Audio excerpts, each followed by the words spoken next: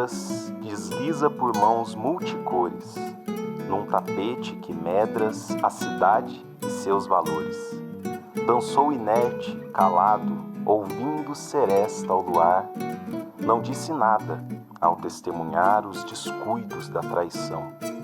Se vestiu de silêncio pros festivais, pro cantar, aquietou-se nos limites em que casais se descobrem em total solidão. Vestindo capistranas coloridas, procissão. Vestindo confete serpentina, folião. Vestindo choro e partida, um irmão. Vestindo charme, transparência, tradição. Pavimento que não quebra, alisa. Bebe água, ampara o clima, ensina. Patrimônio que não mente, avisa. Minha história está em Minas, Cristina.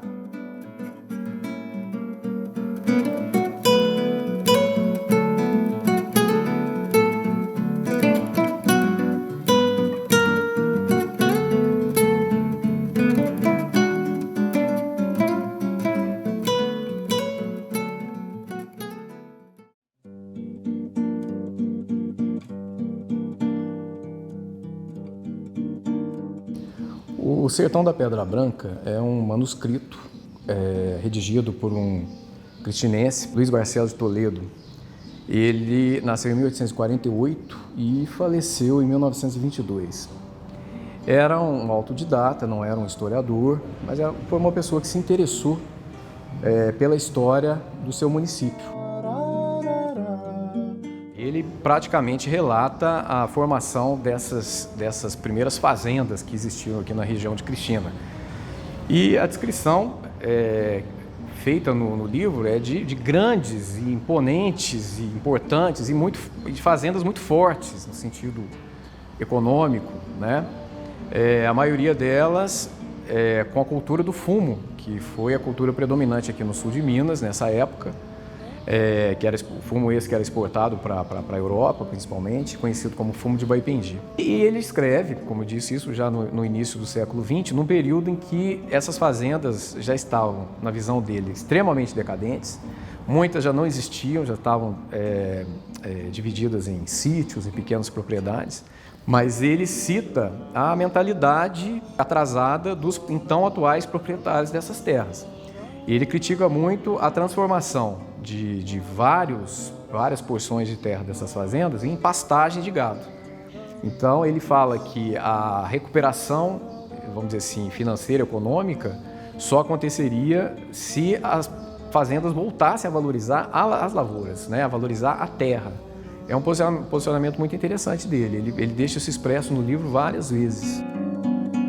Eu destaco essa questão que ele bate muito sobre a abominação que ele tinha com a escravidão e com o modo como os negros, né, escravizados na época eram tratados. Ele descreve relatos de pessoas que moravam próximo ao Pelourinho e que se trancavam em casa nos finais de tarde quando haviam os castigos públicos e para não ouvir os gemidos, os gritos. Olhando um lado mais positivo, não só esse lado negativo, ele faz uns relatos bem interessantes do cotidiano da cidade, da vila, do arraial ainda, né? E destaco também que através da narrativa dele a gente conseguiu construir o primeiro mapa urbano de Cristina. Isso. Porque ele narra as primeiras casas do primeiro núcleo urbano de Cristina, que se formou em torno da primitiva Capela do Espírito Santo, onde hoje está a Igreja Matriz. Hoje, às vezes, a gente tem dificuldade de achar uma informação de alguma coisa que aconteceu 20 anos atrás. Então, eu acho que a importância dele é fazer com que a gente entenda que os registros têm que acontecer realmente e que a história ela é escrita diariamente, né? No nosso dia a dia, no nosso cotidiano.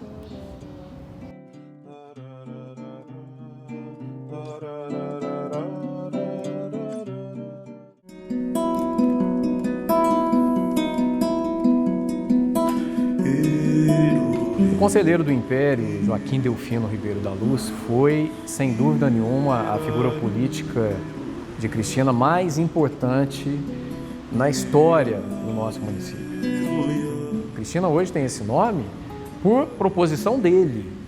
Ele conseguiu que o nome de Espírito Santo de Conquibos fosse trocado para Cristina quando passou a existir a Vila Cristina, numa homenagem à imperatriz do Brasil, Teresa Cristina, esposa de Dom Pedro II. E ele teve, a partir daí, uma atuação política constante, como disse, a nível municipal, logo depois como deputado provincial, até chegar à corte, no Rio de Janeiro.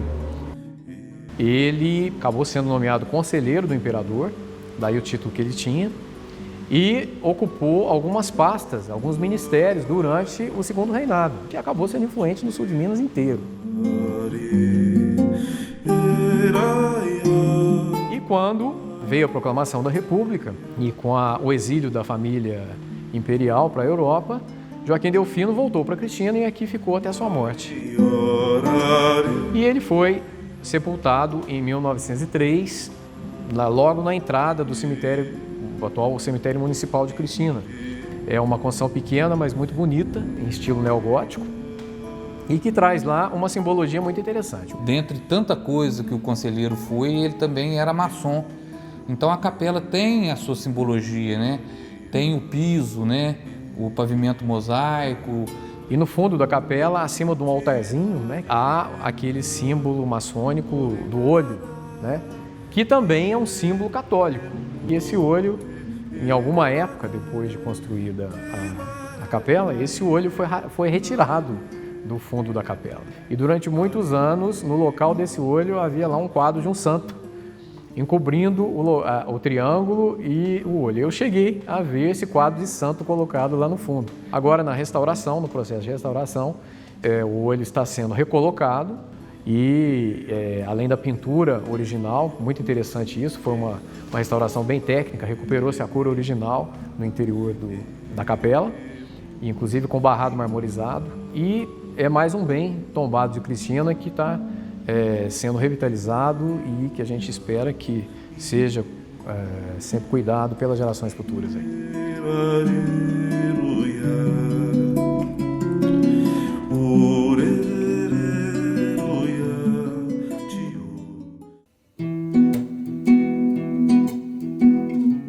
A Erma de Silvestre Ferraz acabou se tornando um dos símbolos aqui de Cristina, né? Primeiramente por estar num local muito central, segundo por já estar há muitos anos ali, e terceiro pelo fato de ser uma coisa muito peculiar dizer que há um túmulo numa praça central de uma cidade.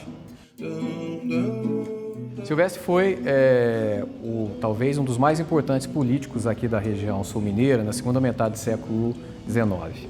Ele nasceu em Cristina, na fazenda Boa Vista, em 1851, filho de uma família abastada aqui da região, do nosso município, que era a família Ferraz. E tudo na vida do Silvestre foi assim muito prematuro. Ele, com 16 anos de idade, ele já estava matriculado na Faculdade de Medicina no Rio de Janeiro e formou-se muito novo em medicina. Retornou para Cristina, passou a clinicar como médico e também muito novo ele ingressou na política. Ele foi eleito vereador à Câmara Municipal de Cristina e logo depois disso ele já se candidatou a deputado provincial, né, que é o equivalente hoje a deputado estadual, e foi eleito, isso pelo Partido Liberal, e inclusive ele faleceu muito novo, ele faleceu com 38 anos de idade em 1889. O maior legado que ele deixou aqui para Cristina e para a região, politicamente falando, foi o fato dele ter conseguido trazer a ferrovia para essa nossa região. O projeto de lei de construção da Estrada de Ferro Sapucaí não foi dele, mas ele conseguiu fazer uma modificação muito importante nesse projeto, ele batalhou muito por essa modificação, porque o trajeto inicial não contemplaria os municípios de Cristina, ou as cidades de Cristina, Maria da Fé e Itajubá. Então foi muito importante essa atuação do Silvestre. Acontece que já no século XX, um dos seus irmãos, o Dr. Fausto Ferraz, ele propôs à Câmara Municipal a construção da nossa primeira praça. E ele se prontificou, inclusive, a custear financeiramente, mas ele pediu a autorização para que fosse erigido um monumento, essa erma, vamos dizer assim, e fossem depositados os restos mortais do seu irmão Silvestre Ferraz nesse monumento erigido na Praça Santo Antônio, no centro de Cristina.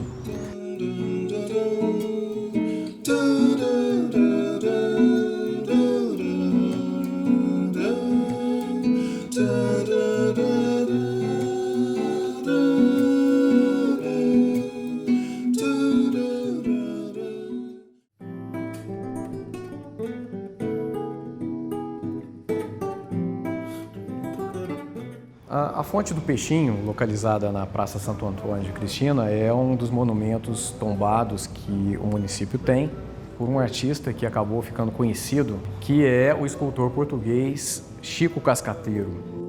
Segundo consta, ele foi contratado pela Câmara Municipal de Cristina para a execução dessas obras de embelezamento na Praça Central de Cristina, Praça Santo Antônio hoje.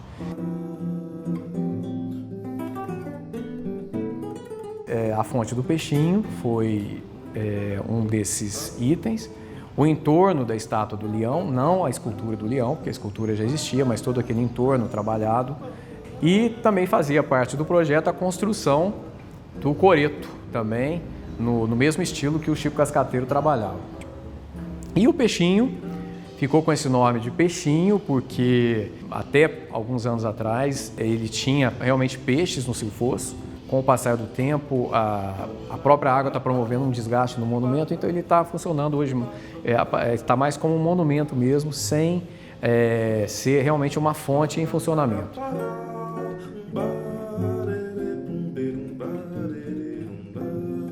E havia um movimento na cidade de se arrecadar fundos, né, para construir aquela obra, né? E o padre parece que não estava gostando muito da obra de arte que ele estava fazendo e não ajudou financeiramente, né? E aí dizem, né, as pessoas mais antigas diziam que ao arrematar a obra, né, e o Chico Cascateiro colocou o manequim fazendo xixi, né, virado para a igreja matriz, né? Então as pessoas contavam isso, mas a gente sabe que a obra do Chico Cascateiro, o manequim é uma peça à parte que foi comprada depois para embelezar o bem dele.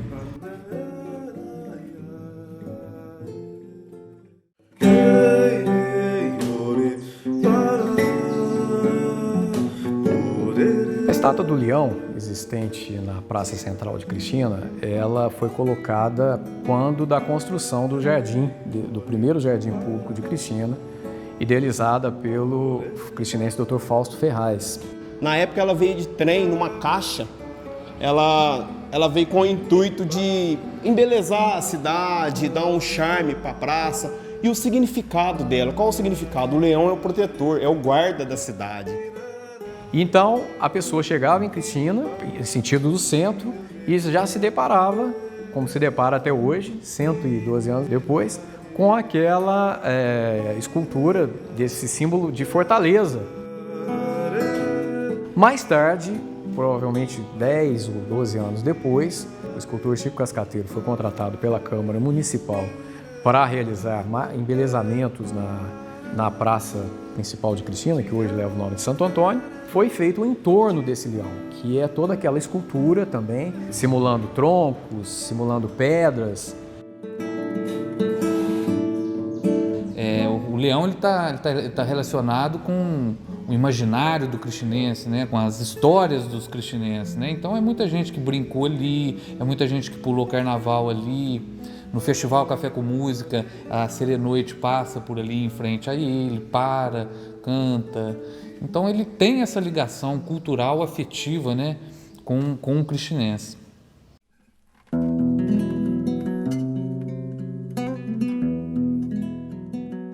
O chafariz de Cristina, ele foi inaugurado, ou passou a funcionar a partir do ano de 1869 e é realmente tido como o serviço urbano, vamos dizer assim, mais importante do século XIX aqui no município. Ele foi preservado, hoje ele está no centro de uma praça, que leva o nome de Praça do Chafariz, mas ele foi construído num local onde durante muitos anos prevaleceu um gramado e a população antiga chamava ali de Chafariz do Capinzinho, porque ele era todo cercado de capim. Ele era utilizado então para as pessoas ir lá pegarem água e transportarem para as suas casas. Foi utilizado numa certa época para lavagem de roupas, inclusive a gente acha um registro da Câmara Municipal proibindo esse tipo de ação no chafariz. Era um ponto de encontro do pessoal da zona rural que vinha para a vila, depois cidade, e ali deixava seus animais pastando e tomando água também, né? E depois aquele largo, aquele entorno do chafariz, ele era muito usado para alguns eventos do município, né? Como quermesse, como leilão de gado, geralmente ligado a alguma ação da igreja para arrecadar fundos, né? O que chama a atenção no chafariz é a sua construção em si. A forma que ele tem é profundamente original, em forma de uma coluna com 3 bacias de pedra no seu entorno, uma construção muito elegante, né? Que toda feita ainda em pedra e tijolos de adobe. Então, além da importância histórica, tem a importância arquitetônica que ele apresenta. E realmente é um marco muito importante, um remanescente do século XIX.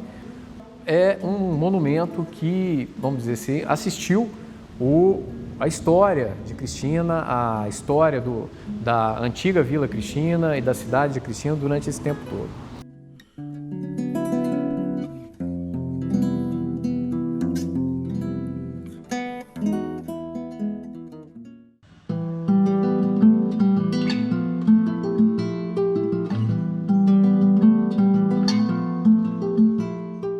No centro, em primeiro plano, estão representados a princesa Isabel, o conde o conselheiro Joaquim Delfino, ladeado por 2 dragões da independência. Em segundo plano, estão o senhor Francisco de Paula Bueno Mendonça de Azevedo, ao lado de seu cavalo, o doutor Luiz da Cunha Feijó, médico da princesa, apiando, e o coronel Silvestre Dias Ferraz e o senhor José dos Reis Silva Rezende. O quadro do João Norato Ferreira, que hoje está exposto na Prefeitura Municipal de Cristina, foi adquirido depois de 50 anos que ele havia feito o rascunho. Ele já estava muito documentado e feito várias viagens procurando as pessoas daquela época que acompanhavam a princesa Isabel aqui em Cristina, mas as prefeituras sempre tiveram um pouco de dificuldade, né? Então, uma irmã da Santa Casa que tinha recebido 2 trabalhos dele de presente, se prontificou a me ajudar, e nós 2 saímos pelas ruas da cidade, todas as tardes, indo na casa daquelas pessoas que a gente sabia que podia doar, e conseguimos mais da metade. Mas demos tudo para a prefeitura, que completou tudo que faltava, e o quadro hoje está aí, sendo a prefeitura muito visitada para conhecer esse quadro, que realmente chama atenção e mostra um pouco da história de Cristina, né?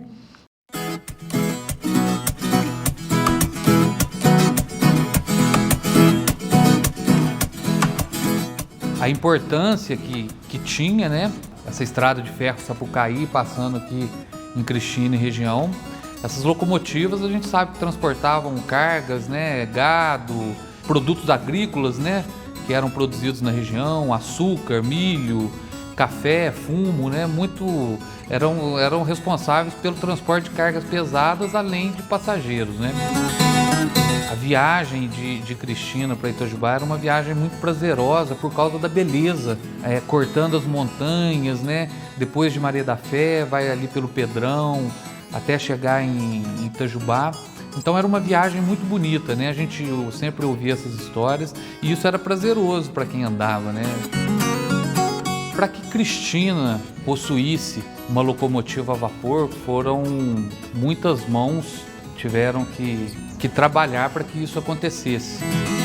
Havia uma necessidade de se preservar e de enaltecer a memória da rede ferroviária, a Estrada de Ferro Sapucaí, né? No começo da década de 90, um ex-superintendente da rede ferroviária, que era cristinense, e ele foi homenageado aqui em Cristina, conhecido por senhor Juju. foi onde cogitou-se alguns cristinenses presentes na época, né, algumas pessoas ilustres da cidade, solicitaram a doação de uma locomotiva aqui para Cristina, para ficar exposto no pátio próximo à antiga estação ferroviária, que hoje é a rodoviária, e foi uma logística imensa para trazer a locomotiva para cá, né? A retirada da locomotiva do galpão em Três Corações, né? Ela veio para Cristina, foi instalado nesse pátio bem próximo à rodoviária, uma locomotiva do modelo Constellation de 1911, né? Fabricada na Filadélfia, e foi construído o Museu do Trem.